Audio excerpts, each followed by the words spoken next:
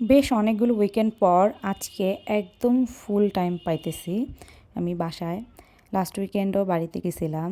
So এই উইকেন্ডটা আমি একদম কোনো প্ল্যান রাখি নাই, কারণ আমার অনেক কিছু ক্লিন করতে হবে, ডাস্টিং করতে হবে। আমার আবার একটু ওসিডি প্রবলেম আছে। তো এর জন্য এই যে গ্লাসগুলো, ফ্রিজগুলো সব গ্লাস ক্লিনার দিয়ে ক্লিন করে নিচ্ছি। আর আমার ড্রেসিং টেবিলটার একদম যাতা অবস্থা, মানে পুরাই মেসি হয়ে আছে সব কিছু। জাস্ট এতদিন ব্যবহার করছি, কোনো কিছুই ঠিকমতো অর্গানাইজ নাই। আর এত ধুলা পড়ে, মানে শীতকালে কিন্তু দরজা জানালা বন্ধই থাকে, বেশিরভাগ সময় বন্ধ ছিল, কিন্তু তারপরও যে কোথা থেকে এত ধুলা আসে আমি বুঝি না। আর গরমকাল আসলে তো কথাই নেই, 2-3 দিন পর পরই ক্লিন করা লাগে। সিঁদুরের কৌটার নিচে আমি একটা টিস্যু পেপার রাখি, তাহলে সিঁদুরের গুঁড়োগুলো সব দিকে ছড়ায় না। টিস্যু পেপারটা অনেক দিন হয়েছে, এই জন্য চেঞ্জ করে নিলাম। আর এই তাকে হচ্ছে আমার সব স্কিন কেয়ার, লিপস্টিক এইসব রাখা থাকে। এই তাকটা হচ্ছে সবচেয়ে বেশি অগোছালো হয়ে গেছে। এখানে কিছু জিনিস আমি ডিক্লাটার করে দিব।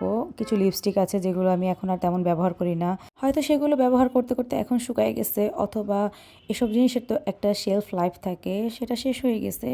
এর জন্য ওগুলো ফেলে দেওয়াটাই বেটার হবে। সব কিছু মুছে নিছি, নেল পলিশগুলো পিছনের দিকে রাখতেছি, কারণ নেল পলিশ আমি অকেশনালি ব্যবহার করি, খুব একটা ব্যবহার করা হয় না। আর স্কিন কেয়ারগুলো সামনের দিকে রাখতেছি। মিলানির এই লাভ শেডটা আমার ব্যবহার করা সবচেয়ে পছন্দের নুড কালার। মিলানি ওদের এই লিপস্টিকগুলো ডিসকন্টিনিউ করে দিছে, এখন আর এগুলো খুব একটা পাওয়া যায় না। সামনে থেকে রাখতেছি আমার বেসিক স্কিন কেয়ারের প্রোডাক্টগুলো।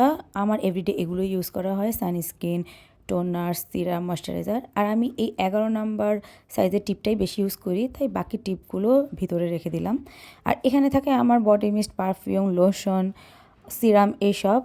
আর আমার এখানে একটা রূপার সিঁদুর কোটো পেলাম, এটা না একদম কালো হয়ে গেছে। রূপোর জিনিস এরকম বাহিরে থাকলে অনেকটাই কালো হয়ে যায়। আর এই ভ্যাসলিনের গ্লুটা হেয়ার বডি লোশনটা আমি অনেক রিভিউ দেখে কিনছি, বাট এটা আসলে শীতের জন্য ছিল না। এটা হচ্ছে শীতে খুব একটা ময়েশ্চার দেয় না। যাদের হাত পা আমার মতো প্রচণ্ড ড্রাই, তাদেরকে এটা কোনো ময়েশ্চারই দিবে না। এটা সামারের জন্য পারফেক্ট তখন। আর লরিয়ালের এই হেয়ার সিরামটা আমার সবচেয়ে পছন্দের হেয়ার সিরাম এখন পর্যন্ত ব্যবহার করা। গ্লাসটা ক্লিনার দিয়ে ক্লিন করে নিলাম। আর এই যে হ্যাঙ্গিং টাসেলটা, এটা আমি একটা ড্রেসের জন্য কিনছিলাম, বাট সেটা বেশি বড় হয়ে যাওয়াতে এখন এখানে এভাবে ঝুলাই রাখছি। আর এই মিররটা সবচেয়ে বেশি অপরিষ্কার হয় আমার স্কিন কেয়ার করার প্রোডাক্টগুলোর জন্য। আজকে স্টাফ টয়গুলো ক্লিন করব, এগুলো কয়েক মাস পর পরই ক্লিন করতে হয়, না হলে বেশ ময়লা জমে যায়। ম্যাকাও পাখিটা আর পু সেদিন ক্লিন করা হয়েছে, আজকে এই ডল আর এই পাপিটা ক্লিন করব।